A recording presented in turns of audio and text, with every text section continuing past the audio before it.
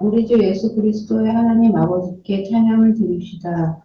하나님께서는 그 크신 자비로 우리를 새로 태어나게 하셨습니다.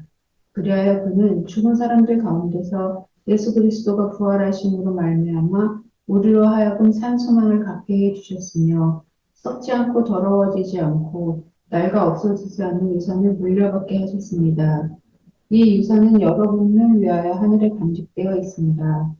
하나님께서는 여러분의 믿음을 보시고 그의 능력으로 여러분을 보호해 주시며 마지막 때에 나타나기로 되어 있는 구원을 얻게 해 주십니다. 그러므로 여러분이 지금 잠시 동안 여러 가지 시련 속에서 어쩔 수 없이 슬픔을 당하게 되었다 하더라도 기뻐하십시오. 하나님께서는 여러분의 믿음을 단련하셔서 불로 단련하시지만 결국 없어지고 마는 금보다 더 귀한 것이 되게 하시며 예수 그리스도께서 나타나실 때 여러분에게 칭찬과 영광과 존귀를 얻게 해 주십니다. 여러분은 그리스도를 본 일이 없으면서도 사랑하며 지금 그를 보지 못하면서도 믿으며 말로 다 표현할 수 없는 즐거움과 영광을 누리면서 기뻐하고 있습니다. 여러분은 믿음의 목표, 곧 여러분의 영혼의 구원을 받고 있는 것입니다. 오늘 설교 제목은 살아있는 소망입니다. 그러니까 산소망이라고 이야기를 하는데요. 이 소망이라는 단어와 살아있다는 단어가 생각보다 이렇게 잘 조합이 되지는 않습니다. 소망 그러면은 좀 우리가 이해할 수 있을 것 같은데 그 앞에 살아있다라는 말이 붙여지면서 이건 또한 뭔가 이런 생각을 할 수가 있습니다. 그리 잘 조합이 되는 그런 일상적인 용어는 아닙니다. 성경에서 소망이라는 단어 참 많이 등장을 하는데요. 살아있는 소망, 산소망이라는 단어는 오늘 본문 말씀에만 쓰였습니다. 그럼 살아있는 소망의 반대말은 뭘까요? 죽어있는 소망, 죽은 소망, 아니면 살아있는 절망, 이런 것일까요? 여러 가지 생각을 해보게 합니다. 베드로 사도가 소망이라는 이 단어에 살아있는 이라는 이 수식어를 붙인 이유가 참 궁금합니다. 본문의 맥락에서 보면은 살아있는 소망이라는 표현은 베드로 사도가 당시 아무런 소망이 없는 이방 종교의 절망스러움과 대조하기 위해서 사용한 표현인 것은 분명합니다. 그런데 이와 더불어서 이 살아있는이라는 살아있다라는 이 표현은 절망에 대조될 뿐만 아니라 기독교 소망이 갖고 있는 그 특징이 무엇인지를 우리에게 말해줍니다. 이 소망은 생명체처럼 성장하고 힘이 커지는 소망, 그리고 생명을 가져다주는 소망이라는 그런 뜻을 가지고 있습니다. 하나님께서는 예수 그리스도에 대한 믿음으로 우리를 새로 태어나게 하셨고 그 결과 살아있는 소망을 갖게 하셨습니다. 즉 하나님께서 주시는 이 소망은 생명을 주는 소망인데 이 소망은 생명체처럼 성장하기도 하고 성장을 멈추기도 하고 퇴행할 수도 있는 그러한 특징을 가지고 있다는 것입니다. 혹시 여러분은 이 살아있는 소망을 품어본 적이 있으신가요? 잘 생각이 안 나시거나 기억이 없다고 하거나 또는 부인하실지라도 사실 우리는 살아있는 이 소망을 경험하면서 살아가고 있습니다. 이 소망은 일상적인 말로 바꿔보면은 헛된 소망과 반대되는 확실한 소망입니다. 확실한 소망. 예를 들면 초등학생이 학교에 입학을 했습니다.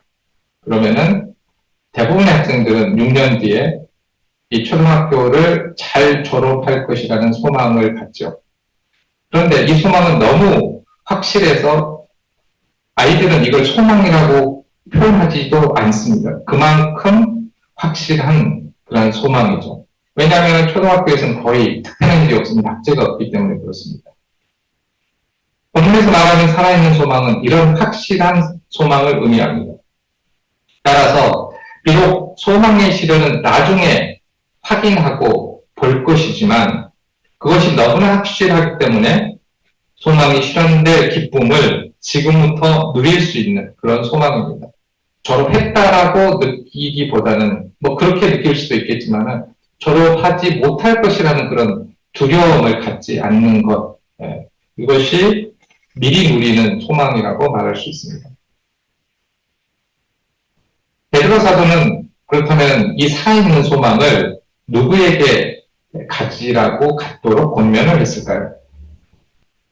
베드로 전서는 네로가 통치했던 그런 시기에 쓰여졌다라고 알려져 있습니다. 베드로 사도가 순교하기 전에 로마에서 썼다라고 그렇게 여겨지는데요. 이 시기를 보면 우리는 네로를 아주 악한 황제로 이렇게 알고 있는데요. 그렇다고 해서 이 시기에 모든 로마제 전체에서 어떤 기독교에 대한 박해가 일어났다라고는 보지 않습니다.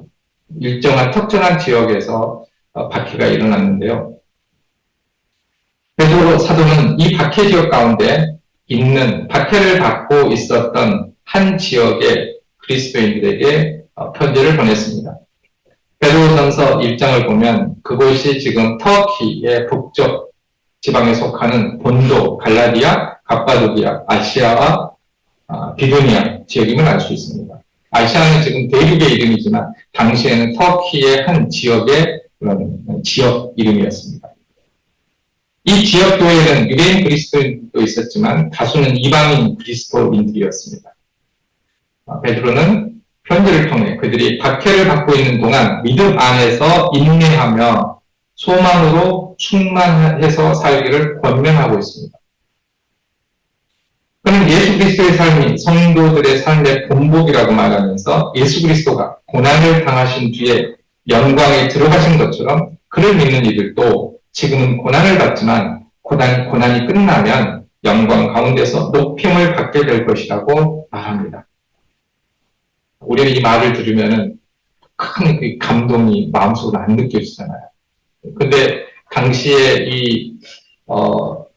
박해를 받고 있었던 그리스도인들은 이 말이 얼마나 큰 위로고 힘이 되었는지 우리가 상상을 하기 참 힘들다는 생각이 듭니다. 그러니까 우리가 비슷하게 예상을 해보면은 어느 순간 평범한 말이었는데, 알고 있는 말이었는데, 그 말 한마디가 큰 힘이 되고 위로가 됐던 상황을 우리가 생각해 보면 될 것 같습니다.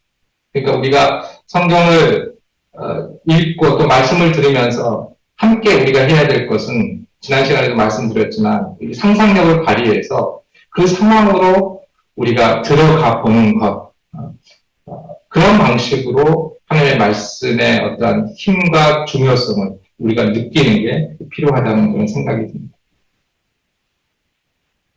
오늘 본문 말씀은 하나님에 대한 찬양으로 시작을 합니다. 이 하나님은 주 예수 그리스도의 아버지입니다. 이 한마디 한마디가 굉장히 중요한 말이거든요. 똑같은 말인데 듣는 상황과 또 듣는 사람에 의해서 이 말의 의미가 천차만별인 것입니다. 베드로가 하나님을 찬양한 이유는 우리를 다시 태어나게 하셨기 때문입니다. 우리 가운데도 다시 태어나고 싶은 그런 마음을 가진 분들도 계시죠. 누구의 아들로, 누구의 딸로 태어났으면 좋겠다. 네. 사실은 그보다도 더 기쁜 소식이 지금 오늘 베드로 사도가 전하는 그런 말씀입니다. 개역개정에서는 거듭나게 하셨다라고 번역을 하고 있습니다. 근데 다시 태어난다는 것은 죽음을 전제하고 있습니다. 이 점에서 다시 태어나는 일은 예수 그리스도께서 죽으셨다가 다시 살아나신 이 십자가 사건과 연결이 됩니다. 하나님은 그리스도를 믿는 자들을 그리스도와 연합한 자들로 간주하십니다. 따라서 그리스도인은 예수 그리스도가 죽으실 때 함께 죽었고 부활할 때 함께 살아난 자들입니다. 그러니까 그리스도인들은 예수 그리스도를 통해서 다시 태어났습니다. 왜 다시 태어나게 하셨을까요? 첫 번째 목적은 살아있는 소망을 갖도록 하기 위해서입니다. 이게 첫 번째 목적인데요. 3절 말씀은 다시 태어난 결과로 살아있는 소망을 갖게 되었다라고 해석할 수도 있고요. 살아있는 소망을 갖도록 다시 태어나게 하셨다라고도 다 해석할 수 있습니다. 그리스도인들은 믿음으로 예수 그리스도와 연합해서 그의 죽음과 부활을 이미 경험한 사람들입니다. 많은 설교에서도 이 표현들을 많이 들으셨죠. 경험했다. 나 그런 경험 한 적이 없는데.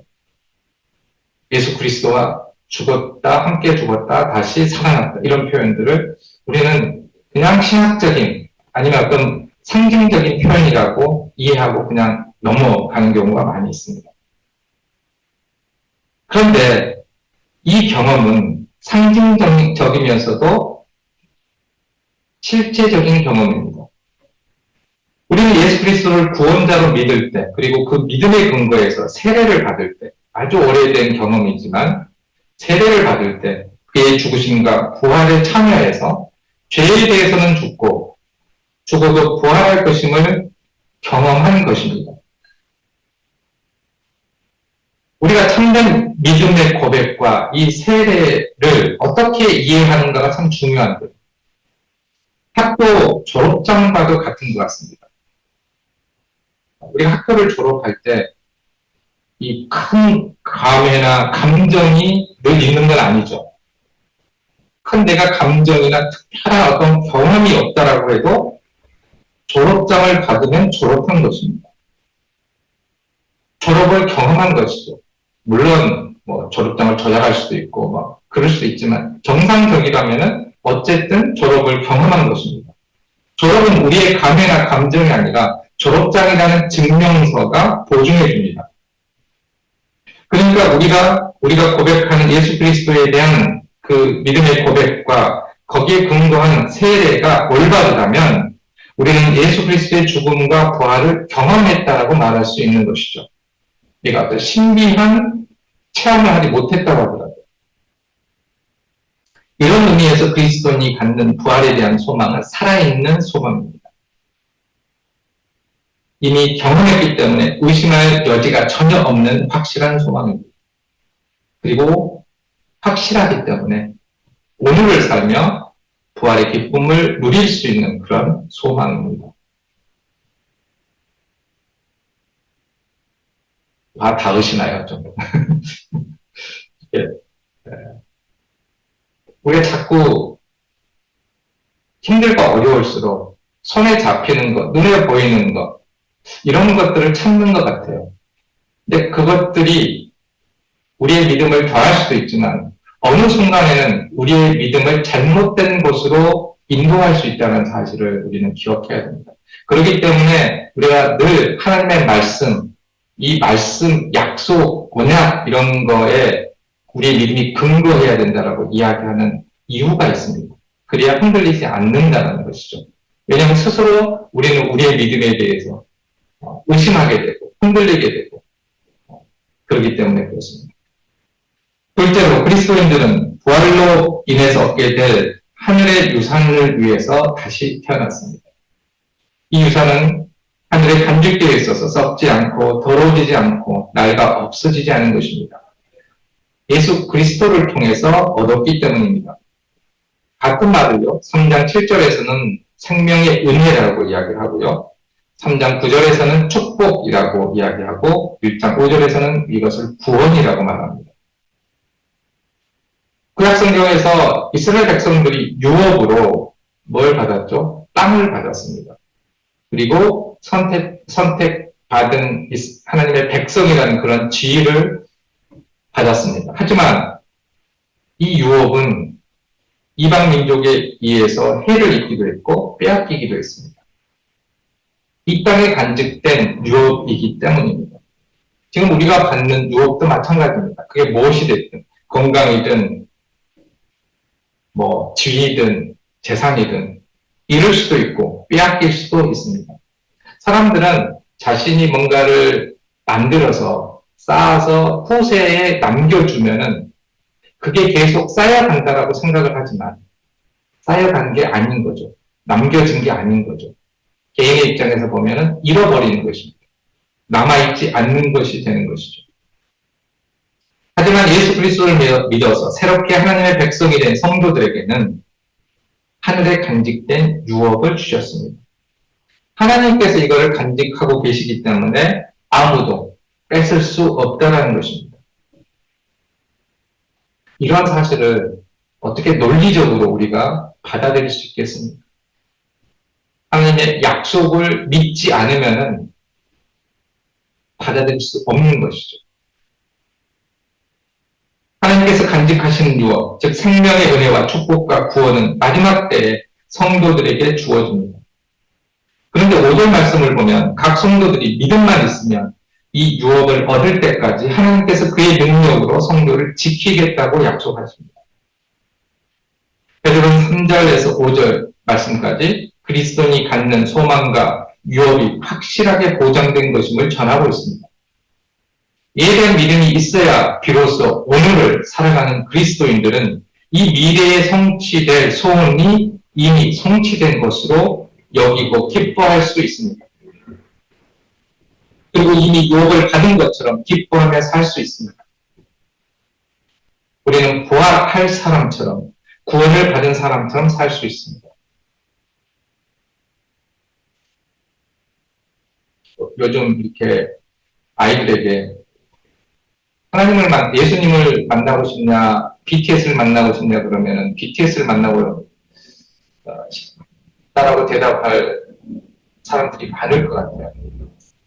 왜냐하면은 BTS나 세븐틴을 만났을 때 이게 얼마나 기쁠 것인지 상상을 할 수 있잖아요. 근데 예수 그리스도와 만남은 상상이 되지 않기 때문에 비현실적으로 느껴집니다. 그럴 때는 우리가 현실에서 느낄 수 있는 것을 디딤돌로 삼아서 예수 그리스도의 만남을 상상을 해볼 수 있는 거예요. 그렇다고 해서 온전히 상상할 수 있는 것은 아니지만 얼마나 좋을까 저도 모르겠어요. 하지만 중요한 것은 그 어떤 것보다도 성도들에게는 큰 기쁨이라는 것이죠. 그 이전의 모든 것들을 잊을 만한 이 땅에서 살아가면서 거기에 비견될 만한 어떤 사건을 우리가 경험하지 못하기 때문에 사실은 비현실적으로 느끼지만 이게 우리에게 주신 약속이라는 것입니다. 독일에서 성탄절 선물을 보통 미리 이렇게 사거든요. 세일을 하기 때문에 뭐 한 달 전에도 사고 그렇습니다. 그런데 아이들이 선물을 미리 샀다는 것을 알면은 갖고 싶어서 안달이 나죠. 그래서 많은 부모들은 이제 선물을 사서 감춰둡니다. 감춰두고 한동안 이렇게 그 아이들에게 알려주지 않죠. 아니면은 이제 그 대강절 뭐 저희도 교회에 이렇게 걸었던 적이 있는데 카드라는 게 있어서 그 12월 1일부터 이렇게 날짜별로 뭐가 선물이 있고 뭐 레고 같은 그런 장난감 회사에서 그렇고 있어서 매일 하루에 하나씩 그 날짜의 그것들을 꺼내서 확인하도록 이렇게 되어 있습니다. 근데 마음이 급한 아이들은 12월 1일 날 이미 이제 25일 것까지 다 개봉하게 되는 거죠.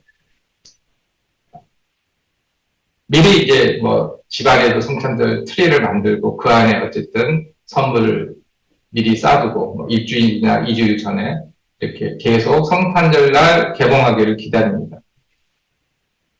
어떤 아이들은 막 급하게 그거를 뜯어보기도 하지만 백조 같은 경우에는 그게 뭔지 알고 같이 선물을 샀는데도 잘 기다리는 편이었습니다. 만약에 그 선물이 거기에 선물 상자에 아무것도 없다거나 아니면 그 선물이 사라진다고 생각하면은 아마 그 시간들을 기다리지 못했을 것입니다.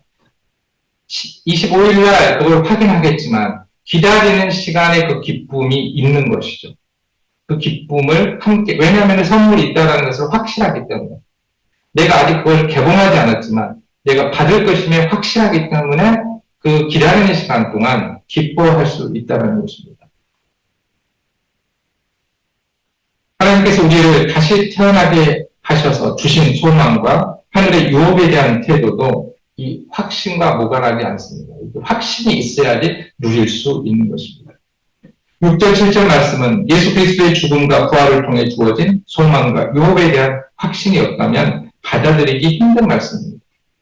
왜냐하면 고난을 받고 있는 그리스도인들이 일상을 어떻게 살아야 하는지에 대해서 말씀하고 있기 때문입니다. 제가 수업을 할 때나 이렇게 학생들에게 물어봅니다. 여러분에게 가장 힘들 때 위로가 되는 말이 뭐가 있냐고. 그리고 그런 말이 힘이 되냐고. 그런데 적지 않은 학생들이 어떤 말도 위로가 되지 않는다라고, 힘이 안 된다라고 이렇게 대답을 했습니다. 솔직한 대답이라고 생각합니다. 저도 제일로 이렇게 참 난감할 때가 장례식장에 갔을 때입니다. 무슨 말을 해야 될지 사실은 잘 모르겠습니다. 어떤 말을 해도 뭔가 진심을 온전히 담아낼 수 없을 것 같아서 그래서 많은 경우 그냥 침묵을 하거나 아니면 친한 경우에는 이렇게 포옹을 하는 것으로 위로를 대신합니다. 베드로 사도는 6절 말씀에서 고난당하는 성도들에게 슬프더라도 기뻐하라고 권면합니다. 뿐만 아니라 현실의 여러 가지 시험이 믿음을 테스트하는 것인데 이때 믿음을 지키면 예수님께서 다시 오시는 마지막 때에 칭찬을 받고 영광을 받고 존귀해질 것이라고 말합니다.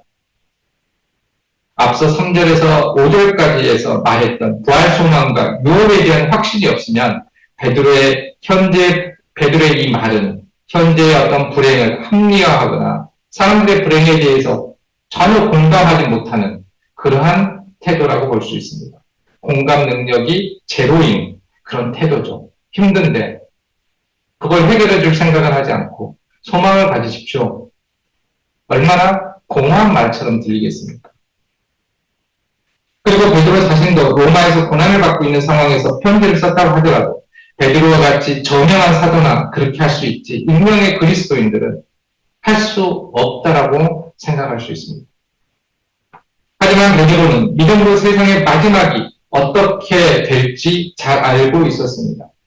따라서 지금 비록 고난을 받고 이로 인해서 슬픔을 당하더라도 이 고난과 슬픔은 일시적이라고 믿었습니다. 그리고 이 고난이 오히려 믿음을 단련한다고 믿었습니다. 이와 관련된 말씀이 구약에도 있습니다. 구약 성경에도 있습니다. 잠언 17장 3절에는 도가니는 은을, 화덕은 금을 단련하지만 주님께서는 사람의 마음을 단련하신다. 이런 말씀이 있고요. 스가랴서 13장 9절에서는 이렇게 말하고 있습니다. 그 3분의 1은 내가 물 속에 집어넣어서 은을 단련하듯이 단련하고 금을 시험하듯이 시험하겠다. 그들은 내 이름을 부르고 나는 그들에게 응답할 것이다. 나는 그들을 내 백성이라고 부르고 그들은 나 주를 우리 하나님이라고 부를 것이다. 이렇게 단련을 받으면서 기뻐하는 사람은 소원이 최종적으로 실현되고 유산을 받는 마지막 때에 칭찬을 받고 영광을 받고 존경을 얻게 될 것입니다. 단련을 받은 그리스도인들에게 주어지는 보상입니다.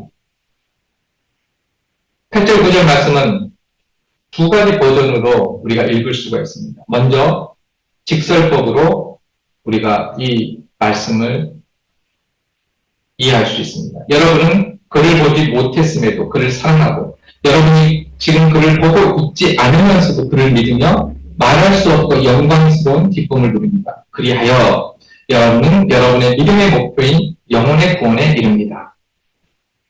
이렇게 보면 이 말씀은 지금 베드로의 편지를 받는 성도들을 칭찬하는 말씀으로 간주할 수 있습니다.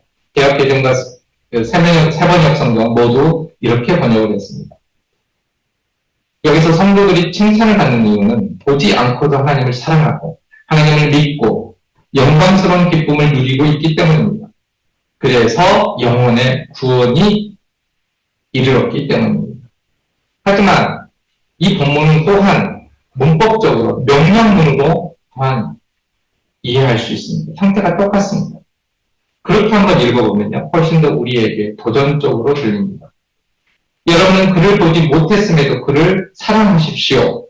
여러분이 지금 그를 보고 있지 않아도 그를 믿으십시오. 말할 수 없고 영광스러운 기쁨을 누리십시오. 그리하여 여러분은 여러분의 믿음의 목표인 영혼의 구원에 이르십시오. 사랑하는 성도 여러분, 베드로의 이 편지를 받은 초대교회가 과연 이 말씀을 직설법으로 이해했을지, 명령법으로 이해했을지, 그것도 중요하겠지만, 지금 더욱더 중요한 것은 즉 우리 오고리 교회 성도들은 이 말씀을 어떻게 듣느냐는 것입니다. 직설법입니까? 아니면 명령법입니까? 칭찬입니까? 아니면은 더더욱 우리가 살아야 될 믿음의 방향에 대해서 강하게 권면하는 말씀입니다. 하나님께서는 예수 그리스도의 죽음과 부활에 우리가 믿음으로 연합하게 하셔서 부활에 대한 소망이 살아있는 소망이 되게 하셨고 하늘에 간직된 구원도 유업으로 주셨습니다. 믿음으로 이 사실을 확신하시기를 축복합니다.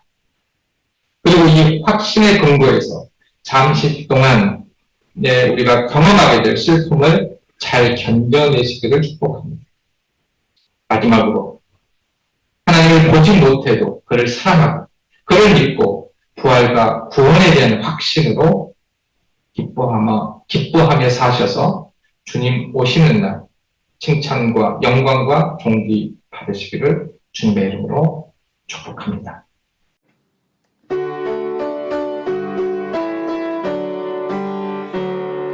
주여 우리 축복하소서.